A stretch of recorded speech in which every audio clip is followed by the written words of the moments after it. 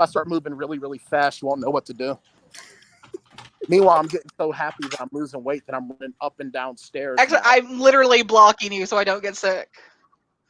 Oh. You don't like shaky cam? It'll make me vomit. I get so motion sick so fast from that stuff. Oh. We're live, and he's still doing it. I'm almost in the apartment. In the J. Lavelle tradition, I have to do the I am absolutely terrible about it. Yeah, I'm bad. Yep. I'm bad at time management for sure. All right, guys. Well, let's get the show on the road. Welcome to another episode of Spilling Ink. We are the talk show that takes you behind the book to meet the authors and professionals in the publishing industry. And as you can tell, we've got a whole new cast of characters today. Our regular people are MIA. But that's okay because we have some awesome guest I'm hosts the irregular people. We got Miss Rebekah Jonesy. And of course, we got Josh Robertson. I mean, this is a special show right there. Hey, everybody. And as soon as Bryan sits down, can't tell if you're sideways or not, No, we'll yeah. have Bryan to come on and chat with us a little bit. You okay, Absolutely. Bryan? Yeah, I'm sitting at my computer. I'm turning. I like how this show wasn't special until she said Joshua. Yeah, I know, right? Just top the liver over Robert- here. That's all. Make it special. I carry a certain appeal. It takes a number of years to build up this type of appeal. That's a good point. It's the beard, isn't it? It's because I don't have a beard. Yeah, I think that's what it is. I think it's an attack on the non-bearded. Oh, really? No, it's just one of my what are those things called? Conspiracy theories. Uh-huh. Is it because you can't grow a beard? I can grow a dandy beard. It's just that I have sleep apnea, so I can't grow my beard. But as soon as I'm done being fat and I don't need the sleep apnea machine, I'm gonna have the most glorious beard this side of Beard Town. I'm holding you to that. Oh, okay. As soon as I'm done being fat. You're done being fat. We'll have a beard off between you and Joshua Robertson. There you go. Ooh. Because you're gonna grow yours out like a wizard, right, Joshua? With that, Yeah, he's with got that a lot of little catch silver up. streak in it. Well, You got a lot to do to catch up. I mean, this thing's going to be immaculate. I'm gonna get there because you didn't see my beard picture of me when I was a keynote speaker at a convention. My beard was freaking gnarly. I'll see if I can find that picture. We'll take your word for it for now. Yeah, absolutely. I don't think beards are supposed to be gnarly. Well, it was amazingly awesome and super sweet. Used to hide kittens in it. I actually had 5 birds living in it. Screw God. 3. I had 5. Oh, hold on a second. And now I'm in here twice. There we go. No more shaky cam. Yep, no more shaky cam and no more mobile tan. Nate just sounded very far away. Yep, we got to Now it's get closer Yeah, to the now mic. we can't hear you at all.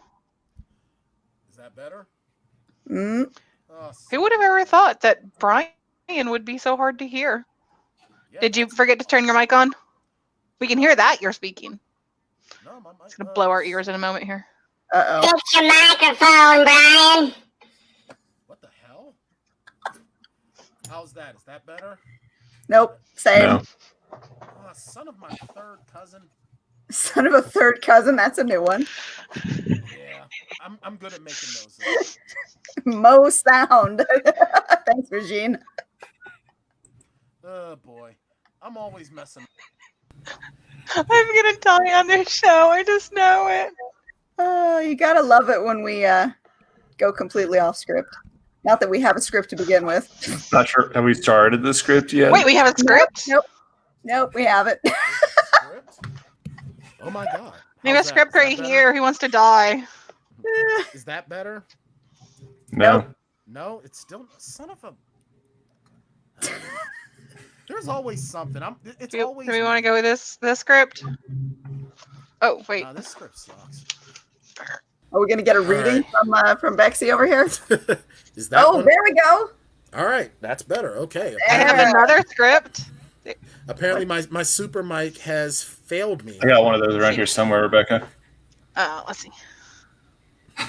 Wait, what is that book? That she pulled out. Is that better? or Careful, worse, fool! Or the same? There's merchandise in that Alright. wagon. You will knock it loose, and the What price will come Did I break something? off of your wife's hands. Anne says you're I still don't very think this is the quiet. script I'm supposed She to be wants more following. sound. Oh, all right. Is Yeah. this better? Is this the? Yeah. Okay. Yeah. That's this what Regine was saying earlier. Mo sound, mo sound. All right. So here I am, and I can actually hear. That's weird. So my super mic has failed me. Okay. Fair enough. Murphy's Law. All right.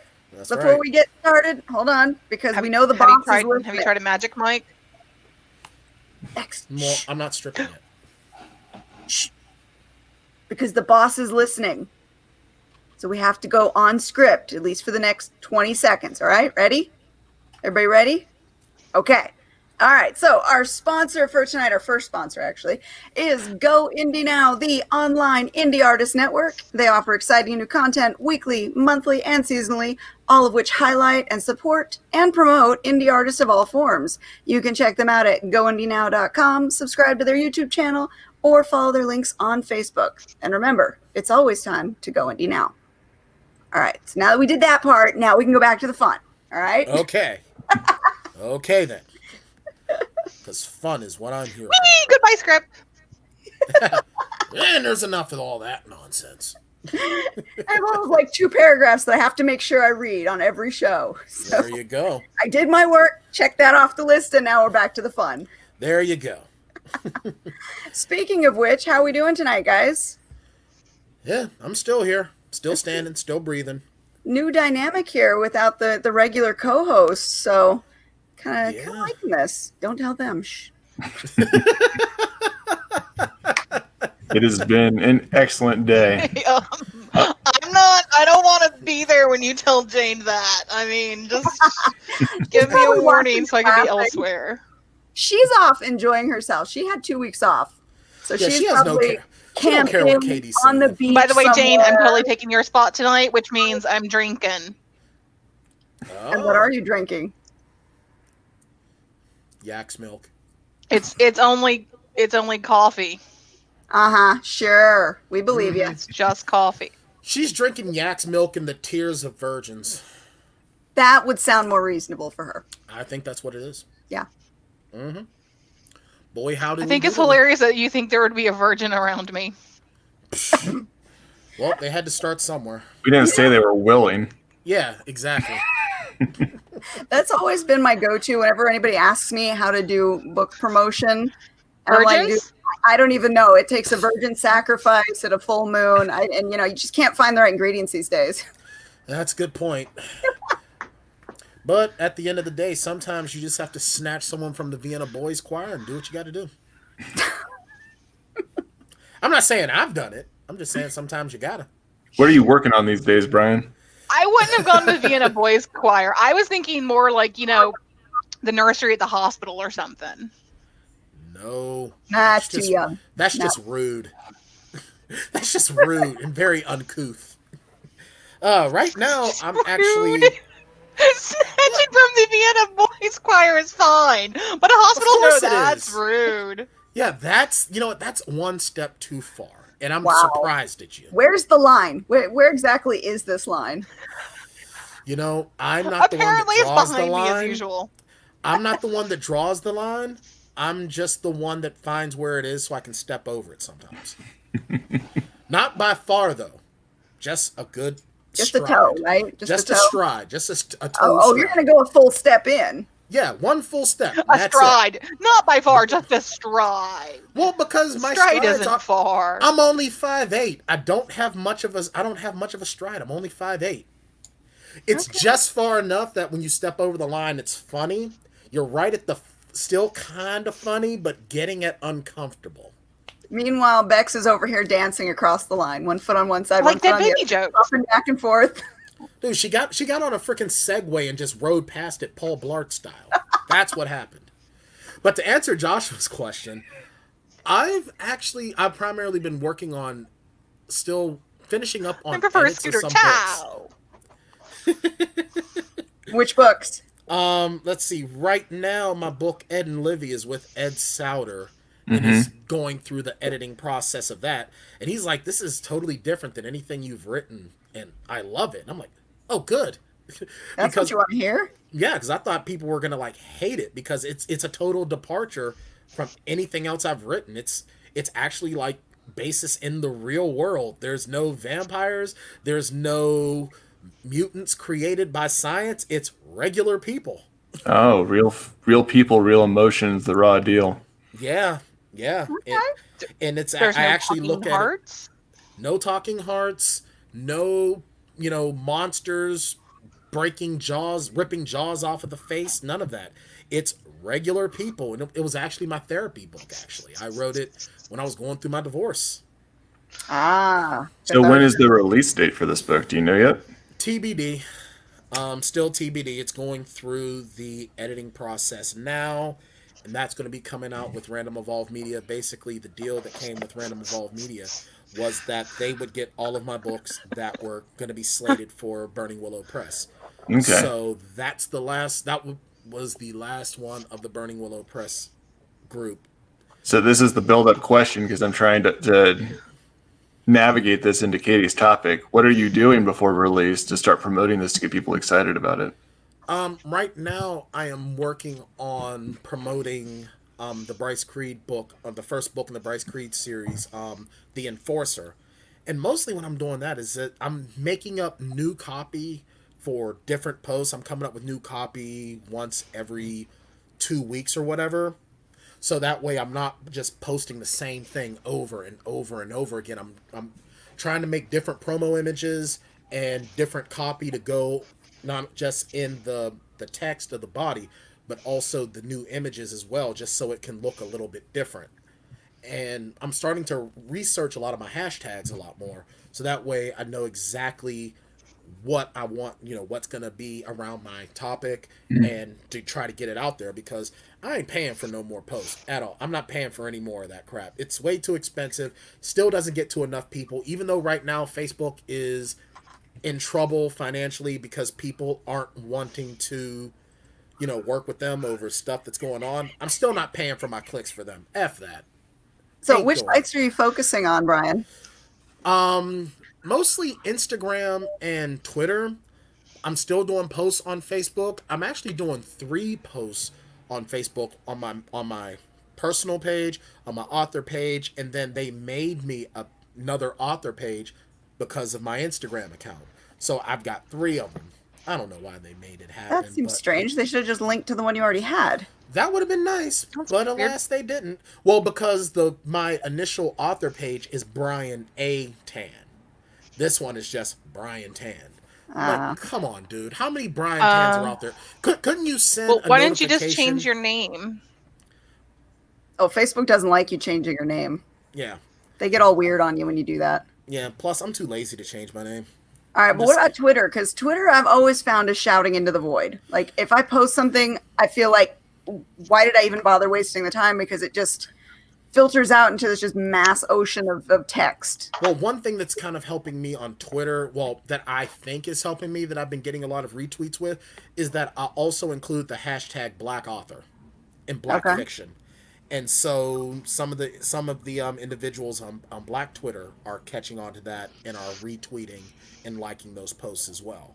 So I started doing that to sort of catch up on to the new trend of Black authors finally getting voices. We'll see how well it does, during releases and everything. But still, to your point, it's absolutely right. It's just yelling into an ocean of negativity. Like, honestly, I only have a Twitter just to post that stuff out there. Otherwise, I wouldn't even be on Twitter. See, that was going to be my follow-up, is do you post anything other than book promotion on your Twitter, or is it just for book promotion? Mostly book promotion and sometimes Plotaholic promotion. Okay. But, yeah, Twitter is, it's I like yelling into the void, though. It's fun. You never know what you're going to get back. Well, as stress relief, sure. Like, Yell into that's the why I void. like Twitter. You can just say whatever on Twitter, and you will get the most random responses, and it's just so much fun. Well, it's not like, I've gotten for me, though, Facebook because friends. I've gotten, followers from that. Just people just like, this is crazy. I want to see what else she says.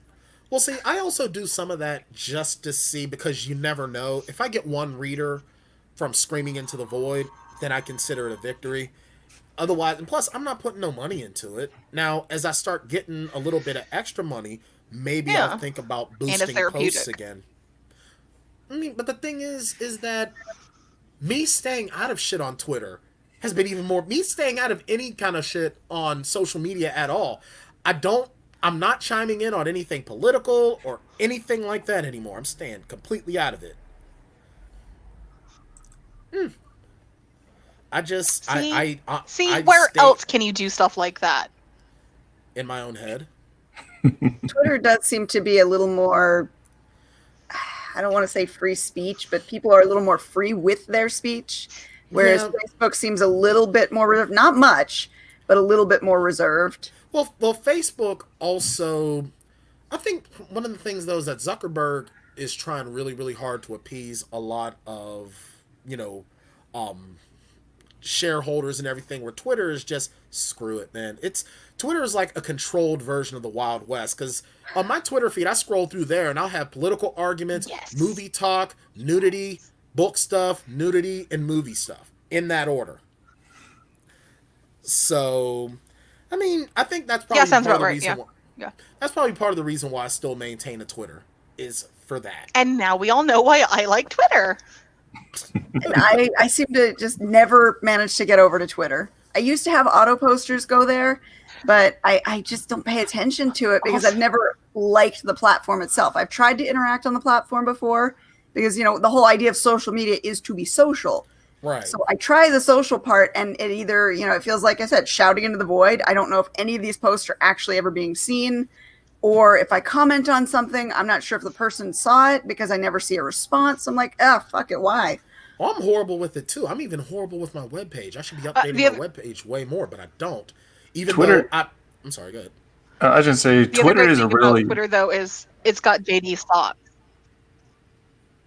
I do miss the sock posts. I was following those for a while, and then I just stopped following Twitter altogether. JD's socks. Twitter is worth it just for JD's posts about his socks. It is amazing. Say Twitter's a really complicated platform though, because in order to be successful on there, you have to tweet about 15 to 20 times a day to build a following, and every tweet has about a minute lifespan on there for it to actually catch fire. And at times when I've been really involved in Twitter, and I post that frequently, I get lots of retweets and lots of likes and a lot of interaction and comments back, but it takes so much interaction to build up that following. And then once you stop after a couple of weeks, your interactions just go down. They just die off. Absolutely. Well, my Twitter, it's taken me 5 to 6 years to even get to the point that I'm at right now. And because the one thing that a lot of folks don't even realize, and I still tend to forget, is that I've been trying to use, Facebook and Twitter to promote my writing a lot longer than people have known who I am. Yeah. So honestly, I think both those platforms are not very good for promoting writing. Not really, but I mean, at the same time, honestly, what I get a lot out of is Instagram. I get a ton of traction out of Instagram because I think that the hashtags, and I think Instagram goes a lot further than Facebook or Twitter do. Those posts go so much further. Mm-hmm. And I think that when you have a post that also involves images, you don't have much of a chance to just spam bullshit out there like you do on Twitter or Facebook. Instagram, it takes a little bit more thought, if that makes sense. There's the problem too, though, that there are so many social networks out there that it becomes almost a job to keep up with all of them. So you have to pick and choose which one you're actually going to be on if you're going to use it, not only for promotion, but just to be social. Mm-hmm. Right. Yeah. Well, my PA, shout out to Ebony McMillan. She's posting on stuff that honestly I don't even hardly see half the time, but she's out there and she's doing it and getting it done, and I get notifications. How she's posting for me all the time. So I guess that's also part of the reason why I'm just like, maybe I'll get something as that goes as well. But I think though that, and I was talking to Richard Pruitt, the head man over there at Random Evolved Media, and a lot of his marketing plans that he had for my re-release just got plowed into the ground and salted thanks to COVID. He had all these different, a lot of them were traditional marketing as well as internet marketing. And because of COVID, a lot of that, like at one point, there was a restaurant out in the Southwest area that also has like, you know, area where you can like put books in there. So while they're eating, they're reading books and stuff. He had a deal to get my books into there. He had a deal to get my books into like civil rights museums because as a black author. And because of COVID, it's gone. Yeah, we're all scrambling, I think, to figure out what to do because a lot of us, those of us who do events over the summer, couldn't do any of them. They were all shut down. So we're all trying to figure out what we can do now online to compensate. One of our commenters actually has a great more comment than question, but about the reach of the different platforms, Instagram versus Twitter versus Facebook. Are you targeting the social media platform you're on based on the age group of the people you're trying to reach? I know this answer. So when I got my social media and internet marketing certification, one of the things that we learned on that about 5 years ago is that yes, Instagram had a younger audience overall, but I think that's really adjusted and changed quite a bit. In the past couple of years, we've seen an older audience come to Instagram as well. But you do want to make sure if you're running advertisements that you are targeting different markets on Instagram and Facebook. And it makes it difficult because they're connected. They're owned by the same company. So whenever you build a thing for Facebook, you want to have one ad on Facebook that's targeting an older generation. And then the one that you build for Instagram, you want to build over there and make sure it's targeting the younger generation. But I think that with Facebook, it's really about running ads. It's not about posting on your personal Facebook page. I mean, if you have a page that's a business or for your authorship, that's fine. But with any social media, this is what you and I were talking about beforehand, Katie, it's all about your personality. It's about who you are, and it's about being more than just an author. And that's what people relate with and they get behind. And if you can do a lot of posts that really exhibit who you are and your personality and your beliefs, you're going to find more people funneling towards your books because of that representation than just spamming about your novels and your stories all the time. Exactly. I'm getting a lot of that from Instagram because a lot of my posts Josh just gave me a marketing idea about my weight loss journey. A lot of my stuff on most of my posts in general, if it's not about my books, it's about my weight loss journey. And I get a ton of traction behind my weight loss journey on Instagram.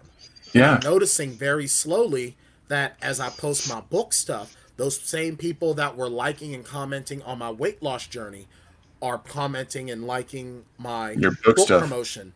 So that's sort of what I'm putting. And I'm even having people that are on Facebook. Oh, so I heard you're an author.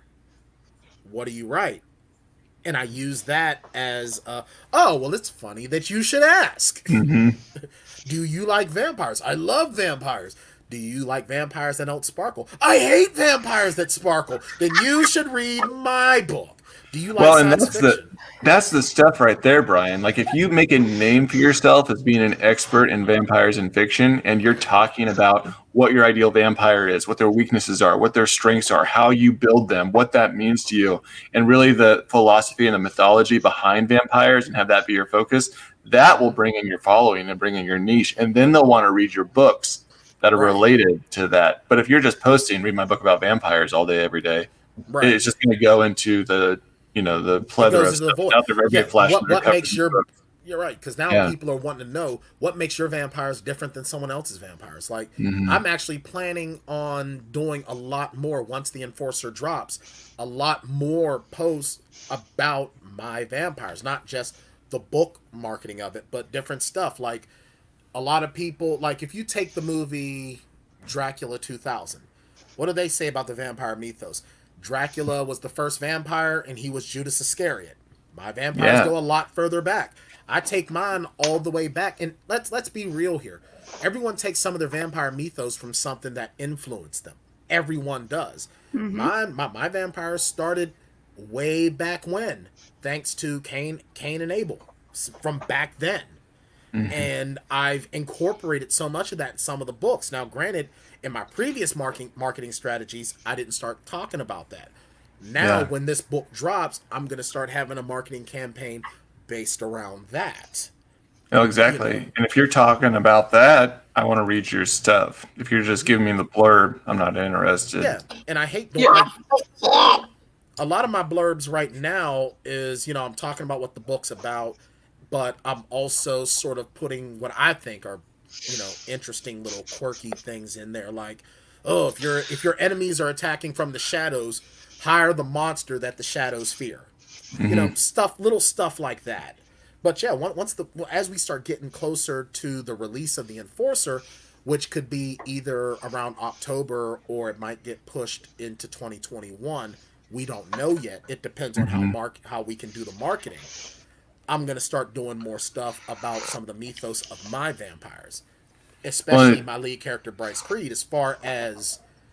And I'm actually going to do it as a way to piggyback off the controversy of Stephanie Meyer saying, oh, well, all vampires have to be pale. It's like, oh, thank you for giving me some gold, because I am going to milk it like a government cow. Yeah, it gives you a platform to stand on. It's been an interesting test for me, because the last book that I published was Rin the Red Falcon with Three Furies last year, and I haven't really done any self-promotion at all in a year. And I sell just as many books, both ebooks and print books, online than I did a year ago when I was self-promoting. It didn't change anything. I've still been active on social media. I still do things on social media. I sell my personality there, but I don't promote my books, and I sell just as many books as I did when I was shooting stuff out all the time. And that's what I'm thinking about doing too. Like, to your point. Well, that's also because you have momentum, though, isn't it? Yeah, I did take time to build momentum. Absolutely. And a lot of it was, of course, lost. When you're out of mind, your momentum can be lost. Because what was the figure? 1,000 books or more a day are published. So there's constantly a glut of other books that are possibly within your same genre that people are seeing. And once people are seeing them, out of sight, out of mind stuff tends to be, pushed by the wayside. So the fact that you're still having momentum later without having to do it means that you're doing something else that is working. Well, and I did other things. I mean, I'm speaking specifically against people that are just posting pictures of their books and blurbs on Instagram, Twitter, and Facebook and saying, buy my book. Why don't you care? Why aren't you buying this? Look what I did. Come on, friends and family, and people do this. I built a lot of the momentum by going to conventions, speaking on panels, actually running ads on Facebook and Instagram or through Amazon, and hitting audiences that weren't in my immediate circle, so they weren't just getting essentially hit over and over again with my stuff. And that's what built momentum for me, and that's what kept momentum going. If I were to constantly just post stuff on Twitter and Instagram and wherever and saying buy my book, that would kill the momentum for me. That would have people unfollowing me, not watching my feed, not wanting to listen. Spamming. My personality goes away. Yeah, I'm just spamming them at that point. Yeah. Just literally scrolling right past you because it's whatever. Exactly. And it's no fun to make your posts all about just your book. You want to be able to talk and be social. That is the point of social media. Right. Like, honestly, one of my things that I want to do is I want to maybe just have like a single image and just, a short little post, maybe even like, especially on Instagram, because you have a lot more space to do so. Not even so much like some of the stuff from the book, but actually writing a post as my character. Yeah. And just talking as my character. And then have the hashtags and everything at the end. And if you want it, would you like to know more? And also even in my weight loss, Isa does something posts, like that. Yeah. And then even in some of my stuff, when I talk about, what my workout was and blah, blah, blah, I'll put something about, writing and blah, blah, blah, and yada, yada, yada, just to, oh, this guy writes too? Because I've gotten over trying to get family and friends to buy my books. I'm so over that. I used to get so butthurt and bent out of shape. Why don't anyone that say they love me buy my books? Because some of them either aren't writers or they just don't care. And I would rather somebody buy my book because they want to read it than just buying it because they feel like they have to. I ain't gonna beg nobody to read my shit. You either want to read it or you fucking don't. Honestly, family and friends, you never target them. Never target them. No, they're your support system anyways. Give them the damn book for free. Unless, of course, that friend like legit just straight up asks you to write a book for her and gives you the plot and everything, and then she doesn't read it, Melissa. Oh, Ooh, shit. But Well, the see, goal- I but the actually had goal a is friend to come to give. me and ask me to give him a book, and I'm like, huh, you want me to give you a book? Have you seen my refrigerator and how barren it is? Fuck you, dude. Here's an idea. Are you a carpenter? Build me a deck for free, asshole. Then I'll give you a book for free. I always look at it for friends and family. I'm like, you know what? We always like to do homemade gifts. So here's the perfect homemade gift for you. Well, see, I'll do that. I'll do that. But you know what? I made my mom buy a book on Kindle once. I made her buy one. I don't think she read it though. Oh, Which doesn't shock me. Honestly, I don't even want my mom reading my books because I don't want. Like my ex-wife looked at me when she read a particular scene in The Enforcer, and she had this horror-struck look on her face, like, "What goes through your mind?" I said, "Wouldn't you like to know?" I don't want my mom giving me that look. But the goal is, if you want to be successful as an author and doing it full time, the goal is to have 1,000 fans, 1,000 dedicated fans, and none of them are going to be your close friends and family. And so in order to reach them, you have to market to your niche, and you have to know what your niche is. And for you, Bryan, it sounds like it's vampires. So that means you have to become a spokesperson for your vampires. Right. And if people then resonate with your vision, then they become your fan. Right, absolutely. And the thing is, what really sucked, what really worked against me, because when I first wrote The Enforcer, I started writing The Enforcer back in 2007. I finished it in around 2008, 2009. What was super prominent back then? Twilight. That's what worked against me. Thank you very much, Stephanie Meyer, and your creeper vampire guy who's over 100 years old and is turned on by a high school girl. Thank you so much. And I actually had publishers tell me, no one gives a shit about vampires because of Twilight. Your book is, like, I can't do anything with this shit because everyone and their mom is writing vampire stuff. And I was like, well, that sucks. That really sucks. Have always been cyclical as far as a monster goes. They reach popularity, they fade back, they reach popularity again. It's like zombies. It's just like zombies. Yeah, they you just come ride and they the go. wave. They come and they go. Yeah. Or you provide something new. You give a new angle, and I think that's why Stephanie Meyer got so popular. Is she provided a very weird but very memorable new angle. Absolutely. The sparkling creepers that shouldn't be allowed anywhere near within the school. Who would have known, right? Yeah, no, because I was seriously thinking about it, and I was like, dude, Twilight is largely inappropriate. This dude is old enough to be her ancestor, and he's watching her when she sleeps. Creepy.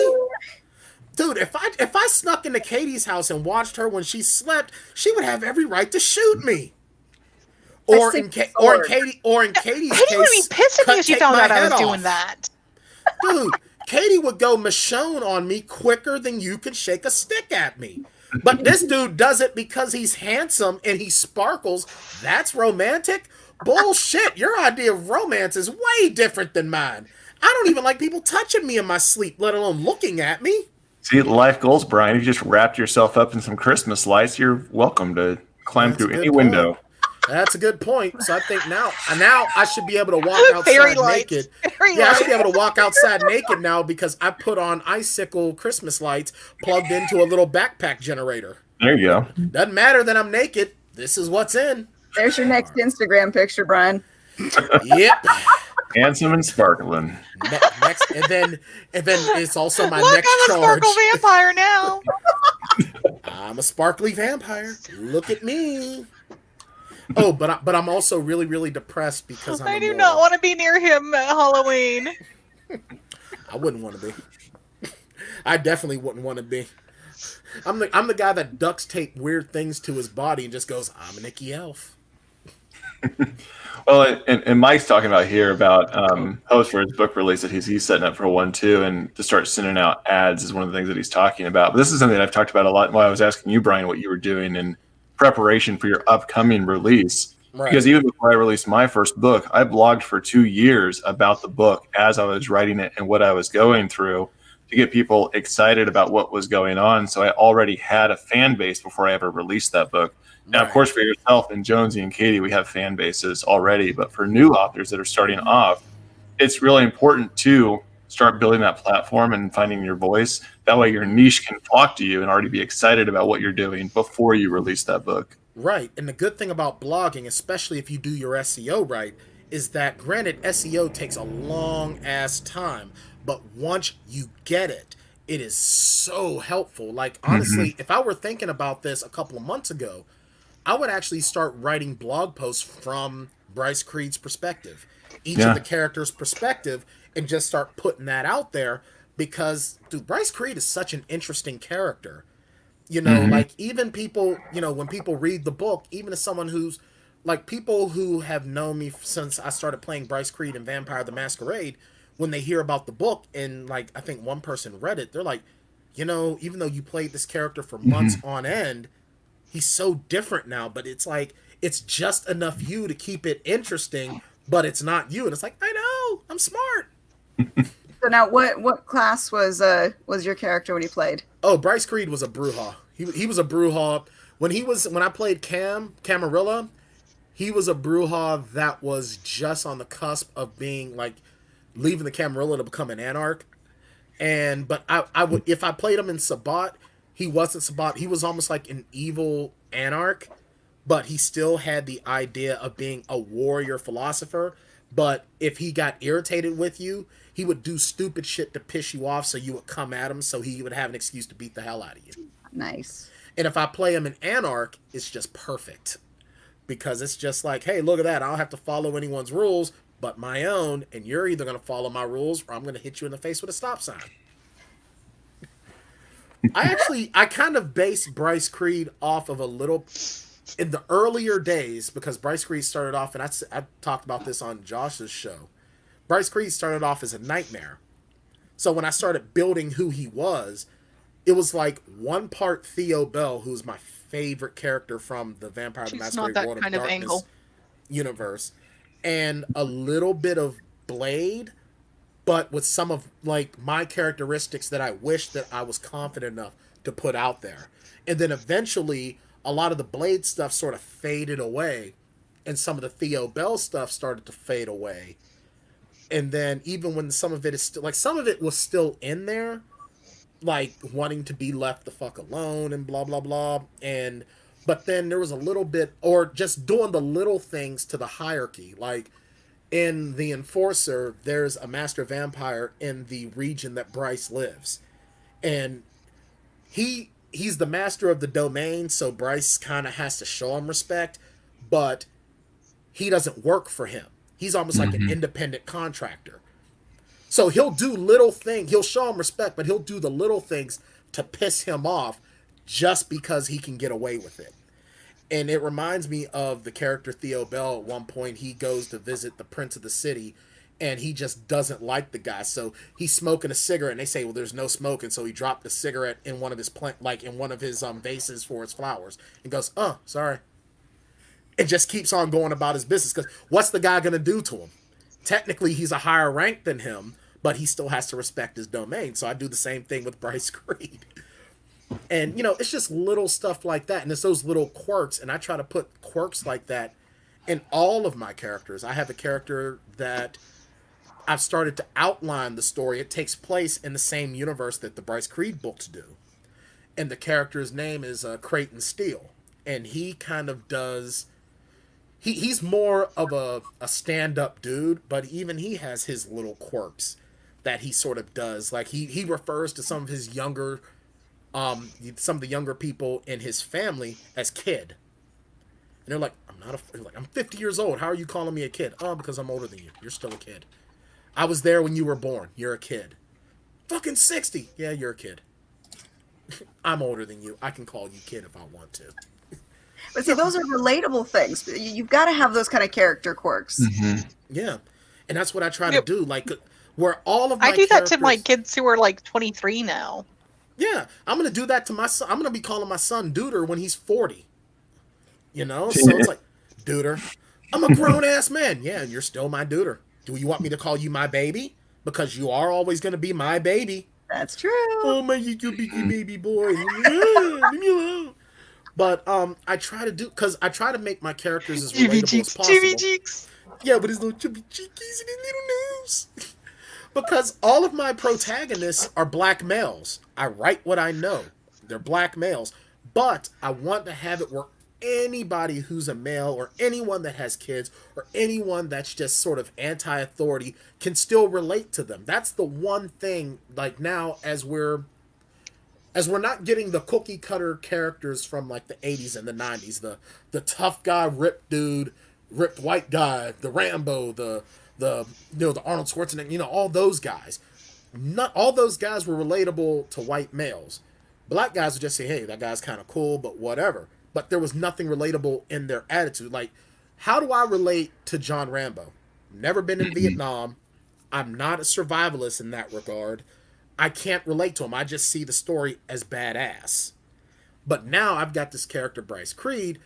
Yeah, he's a part of me, but you know what? You can relate to him. Like, if Josh is completely anti-establishment, yeah, you know what? If I do have to respect someone, yeah, but I'm still going to do it on my terms. I can relate to that.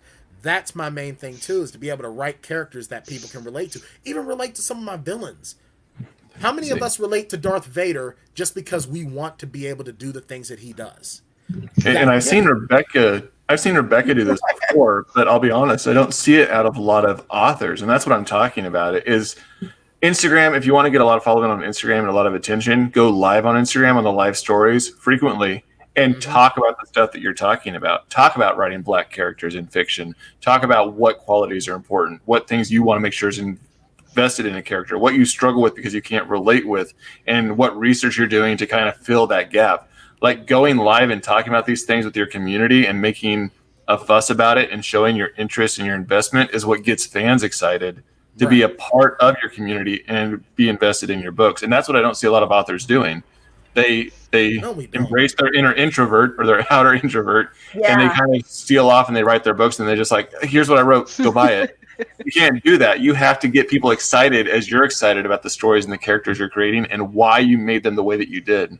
See, that's the big disconnect between authors of the past and authors now. Authors of the past were able to be the introvert, whereas you could be Harper Lee back in the day. You can't do it. Yeah, you have to, and we even find it on Spilling Ink a lot when we. Well, it's because you didn't have a choice either. You couldn't like go out and see them.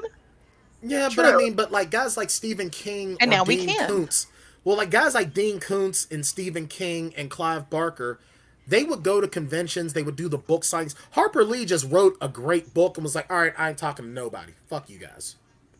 And that's exactly what she did. But today's crowd demands They demand that closeness, yeah. But authors are not all up for it, though. That's the thing I was about to say is even when we reach out as Spilling Ink to other authors to invite them on the show, there's still times when we get pushback because an author's not comfortable going live, comfortable being in the public eye.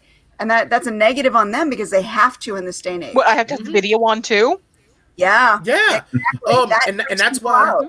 And that's why when Shane and I when I did Beautiful Book Geeks, our main selling point to authors was they didn't have to have their camera on. Like so many of them were just like, no, I could never do a live show. And then they're like, wait, I don't have to have my camera on? Okay, I'm there for that. See me, and it was they loved it. I'm probably among the best guests ever because you're not going to get pushback from me from doing this. You never have, never will. Part of the reason why I do shows like these is because I want to be able to talk about my writing and stuff so people can hear how excited I get and then they get excited. Each and every one of you got to know me because you guys have either seen me on someone else's show or were on a panel with me, heard me talking, and that's what drew you in. And that's why I do these shows, to start drawing more people in. That's how I met Shane Wilson. If it wasn't for Josh Robertson doing his show and Shane Wilson hearing how excited I get on things, there would be no Plotaholics. Doing Joshua Robertson's show, that's how I met Joe Compton. I met, and Katie, I believe you and I. I didn't think he was going to say show. You and I met through Kendra because Kendra did my show. Right. And that's how you and I met. And you heard how I was, and that's how we connected. That's why, and I agree. I admit I need to do more, and I'm going to start doing more. because I think part of it is that I kind of fell into this COVID thing is really fucking. Can I just keep up? No, you cannot, Derek Bourne. Yes, Derek, please do that. No, Derek Bourne. Yes, you can. Just do that. The dark-haired stepchild of Jason Topless? Bourne. You can't do that. No. Okay, well, what if you just put your head on their body? That's different. You can do that. You can do that. Better But you're yet, right. no. You should take a picture of yourself topless and put Chris Hemsworth's face on your topless body. There you go. That's what I'm gonna do. I'm actually gonna how about I just put Chris Hemsworth's face on my body? Fine. But you have to be topless when you do it. Just put like a little X on your nipples. Just put like electrical tape on your nipples and then put Chris Hemsworth's face. The camera doesn't go that low anyway. Then I'm you barely need to even showing work my on butterfly. it. You know what? You need to work on that then. Just stand up and do it. I'll give you $1. That's what that's worth for you, Brian. No, Josh, I'll give you $8. I'm never going higher than 10. I'm not. I see how I rank in this now. I see how it's going. I'm below 10. Well, I can't go higher than 10 because I'm My not pecs getting are enough bigger. royalties yet. You know what? Hey, I took a picture of myself topless the other day, and I realized that my underboob skin is way lighter than my belly skin. That means that my man tits aren't flopping over anymore, okay? I don't want to hear it. We need a round of applause for that? Yay, I'm less fat than I used to be. Woo! I'm so proud of you, Brian. Golf clap. Let's see. If I do that, I need to work on my... No working on the abs. It needs to be real. Real. So I may get some backlash for this because I know there's two sides of this coin of the argument, but I think that if you want to be an author just as a hobby, it's okay not to make fun of Rebecca's pecs, but it's also okay not to go out on videos and do things. If you just want to write as a hobby and it's not a source of income and you don't want to make a living at doing it, you don't need to have all those types of things. But It's not just being an author. Any entrepreneur job in the modern age requires that you have a social presence and you show your face and you engage with an audience. Absolutely. And that you are real and that you're genuine with them. And it doesn't matter what you're doing. Any entrepreneurship in the modern age requires that. In entrepreneurship, you have to do all of the work, all the glamorous life work, and all of the grunt shit work. You have to be Michael Jordan, Scottie Pippen, and Dennis Rodman if you want to be a successful entrepreneur. And if you're not prepared to do that, then it's just a hobby. And it's okay if that's what you're shooting for, cool.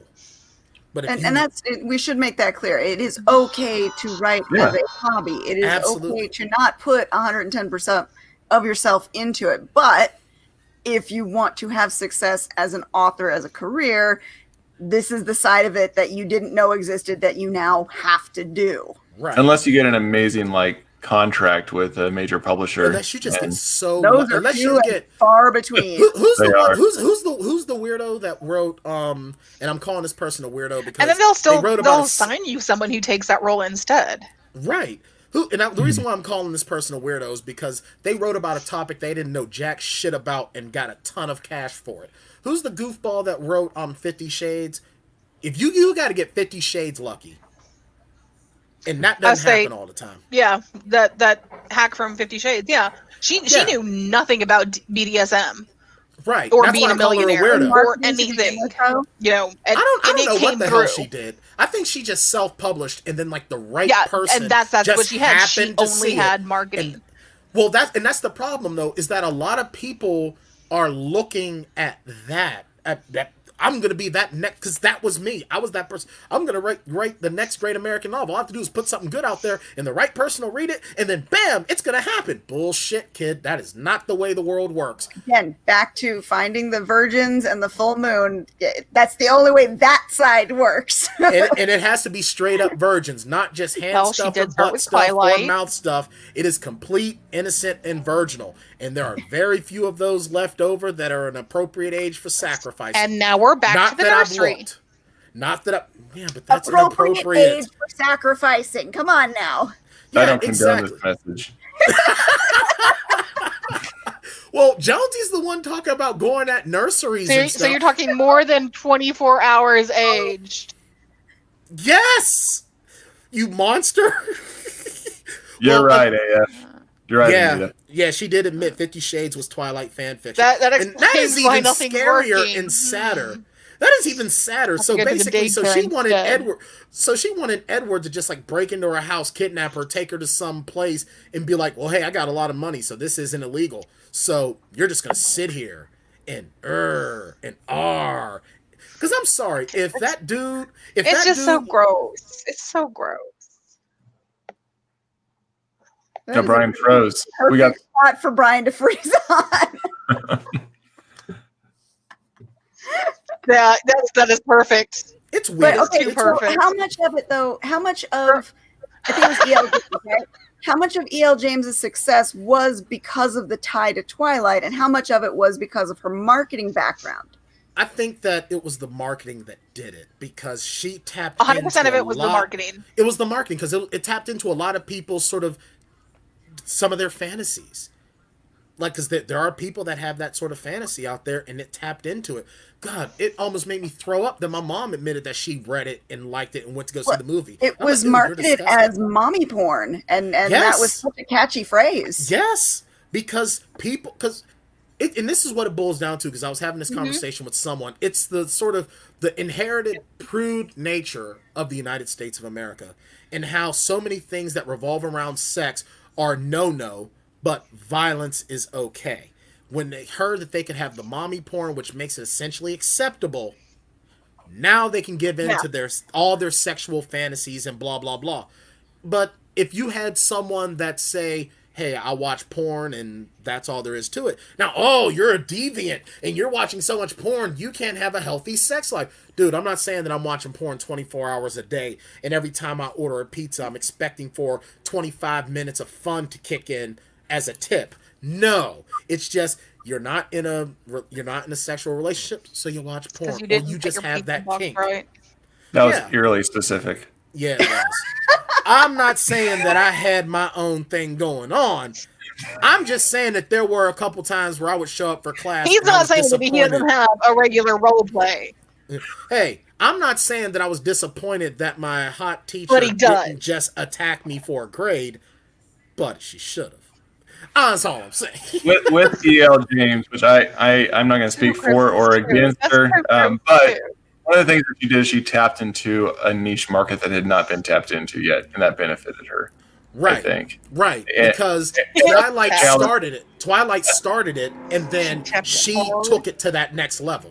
Yeah, and I think that's a piece that all of us are challenged as entrepreneurs, is trying to find what is that next thing that's going to catch wildfire. I mean, in her case, it was her particular genre and what she wrote in, but I think all of us are trying to find that next thing that's going to go to the next step. And we've talked about this on panels about romance genre and fantasy genre and sci-fi genre, and now we've seen other genres come out of those. Even like the military genre has been kind of hot with like the military sci-fi stuff and military fantasy. But all of us, I think, are trying to be like, what's that next book that I write that goes to that level and takes it to that next step that really captures the interest of readers? And we all struggle with that. I don't blame her for her success. She did well. Not at all. Not at all. I don't. Yeah, I'm not. I can't write that stuff. The only thing I'm impugning her on is I don't blame her for her she knew success. nothing about. I blame her for her edits and not understanding. I only blame her getting ahead on a subject that she didn't truly know about. But as far as her success or Stephanie Meyer's success, hey, you succeeded. Congratulations. Good for you. Good on you. You never have to work a day job again in your life. Good on you. The secret sauce, though, isn't just writing in the genre. It's figuring out how to get the readers of that genre to listen. It's just like losing weight. 90% of losing weight it's also is a in the very kitchen. large part of it is, in fact, luck. Yeah, it's luck, it's marketing. Writing, and I tell, every time someone tells me, well, this person wants to write, can you talk to them? What the hell do you want me to tell them? You want to write? Write the fucking book. That's the easy part. There you go. Write the book. That's the easy part. You want to know what the hard part is? It's your marketing. It's everything that it comes into marketing. It's networking, not just for social media, but going out there and meeting other authors, either via social media or writers groups. Now, granted, I did the writers group thing. It sucked for me. I'd rather meet authors this way. Fuck writing group, because then you go into these groups and you get always one person. Yeah, well, I had this kind of success and I can call James Patterson Jim and blah, blah, blah. Hold on, I have to fart. Let me bend over and sniff. No, don't need that. Don't need that. But the writing the book is the easiest part, period. The hardest part is getting out there and getting people to read your book. And and that's another thing too. Every time someone asks me, well, what do I need to do as an author? Write the fucking book first. But how do I market? Write the fucking book first. Don't worry about any of that shit until you write it. Once you get... I don't agree with you, Write the Bryan. book, find your market, then market. Yeah, Well, research what your market is. You have to know what your market's going to be as you're writing it, because you want to start building that platform before the book comes out so that you have a platform to release on. Right. So there is a little bit of both. But yes, get the first draft done. Yeah, Absolutely. at least, yeah. Well, that's what I say, and I should clarify. That's my fault. When I say write the fucking book, write your first draft. Mm-hmm. Then that's not what people are reading. Is the first draft? Right. They are never reading that first write draft. the book, but find your they're not market, even reading then rewrite to market. Yeah. Write your first draft and then throw that shit in the trash and then go write it again. Yeah, and as you're writing that first draft, know what your market is going to be. Research your market. Research the hashtags associated with that market. And then when you you either find a publisher or find an editor, be prepared that you're going to get so much red ink on that shit. It is going to look like someone bled all over it, because your first draft is garbage. I'm guessing we're talking at first-time authors here. Well, we're also talking about Bryan Tann's books. My first drafts are a hot mess, but you know what? I got the story down. Now I have something to edit. Yeah, and I always tell people, your first draft is supposed to suck. Some authors just write that way, and that's totally fine too. Yeah, your first draft is never going to be perfect the first time. If it is, then guess what? You must be God or some other deity. Better yet, you're probably you're doing it way wrong. You're probably John Henry, who's decided he's no longer a still driving man. He's the book writing man. I bet you John Henry is the only guy who could write a book perfect the first time, either him or Chuck Norris. And Chuck Norris just roundhouse kicked a stack of papers and it became a best-selling novel.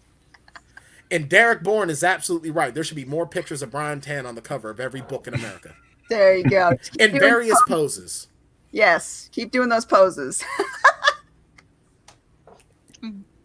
I'm totally putting Bryan Tann on the cover of the book that we published for him. Oh no, she'll do it too. A big smile of my hockey tooth. That's what I'm doing now. I'll do it. I'll do it. You ain't scaring me. Shit. I love seeing my face. I figure if I gotta wake up to this mug every day, if I gotta wake up to this mug every day, everyone else should too. Shit. There's another fair point. Give Sharon a bottle of oil and a camera. It'll be fine. Well, she already takes pictures of me in my sleep. It's kind of off-putting. Blow those up, hang them on the ceiling, and then wake up to himself. Well, she takes the pictures and she's like, "See, your belly's going down." It's like I look like a bear that just had sex with a dolphin, and you're taking a picture of it. It's weird, I tell you. All right, of course it's going down. I just had sex with a dolphin. Looks like what? Just tell her, say, of course it's going down. I'm exhaling. She catches me at just the right moment where I look like Antonio Banderas. You gotta wonder what it's like to wake up first thing in the morning, and as your eyes open, you see a big giant version of yourself right above you. Oh, Jesus Christ! What is that? Oh, it's me. Whew. Oh, like you've never slept in a bed with a mirror over it, Katie. No. You have. I don't believe that for me. You may not remember. I honestly say I have not. Well, see, I don't sleep on my back anyway. I sleep ass in the air, and that could be very, very bad if I ever get arrested. That'll just be another picture, and then I'll be the dolphin instead of the bear. I don't even understand the reference. Sleeps like a baby all curled up with his butt. He's like 59, 60 years old. Yeah, but he's still a sexy dude, or at least he was a sexy dude. He did have his moment. Yeah, he had his moment. That's how he got Melanie Griffith. Don't harsh on his fantasy. No, I kink like him. shame. I'm just trying to see I mean, he's got a hell of a beard. Dude, I'll tell you something right now. I still see Antonio Banderas from Desperado. You know, it's all the voice. And there it's you the go. accent. You don't have to see the face. Just listen to the voice and the accent. Quit. Yeah, Not I quit. loved him in Expendables 3. That was the best ever. He was him and Wesley Snipes were amazing in the Expendables 3. What were you in prison for? Tax evasion. I see what you did there. And this is why I'm so much fun, because I take conversations in so many different areas. You don't know where you are. Well, that's what we needed because we're missing Jay tonight. Jay's usually our resident derailer. Dude, can you imagine if Jason and I seriously had to come up with the travel I don't even have my of a cat city? to hold up our butt. It would be the worst thing ever. Like our street system would look worse than Atlanta and Pittsburgh combined. We would have roads just driving into mountains for reasons. Just because we thought it would be funny. We're just gonna put Joshua, YouTube where's both one of your rats? and then just let you guys just wander off into whatever directions you go. I think that would be entertaining. I think my eyeball has a nipple on it. What does that even mean? I don't know. It'd probably be thoroughly entertaining. I'm not joking. I think that Jason and I should just do a podcast where we both either get high or drunk and just talk. And there's the cat butt. Cat booty coming in. All right, check. We've gotten all the items we need for our show, except Rebekah, since you're here and you're our sponsor, why don't you give us your sponsor stuff? Yeah, read your bumper line. Read your own bumper line. Do it.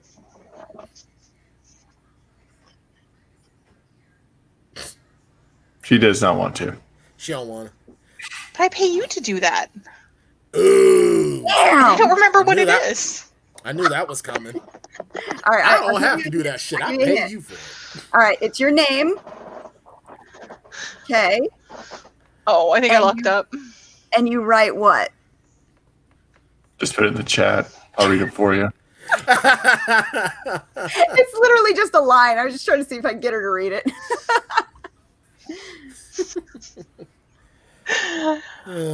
No. I was getting ready to make a Rebekah joke that Jonesy says, and I write fantasies both killer and sexy. So check them out. meme. Gotta love putting people on the spot. I will make sure all the links are in the show notes, so don't worry about that. All right, well, we are out of time. We're actually 2 minutes over time. The show just flew by. You guys were awesome. Thank you so much for hanging in there.